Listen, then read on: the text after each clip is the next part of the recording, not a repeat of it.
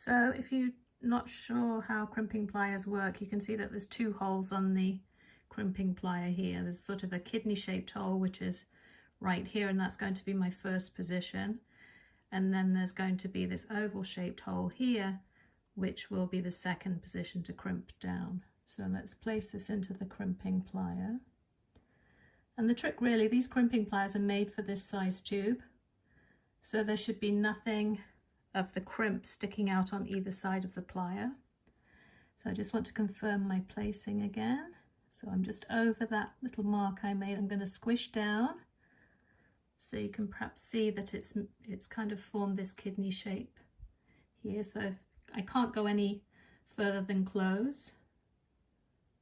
And we're going to turn this over. You can feel it here. You can just kind of check it with your nail and make sure that you have the beading chain caught.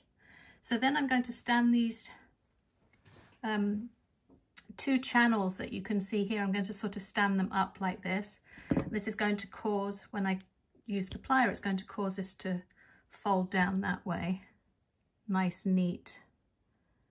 So you can see here I've got it placed in the plier that way. And again, there's nothing of the tube sticking out on either side. So bring that down, just check it with my nail. And then that stops the little bead from sliding down.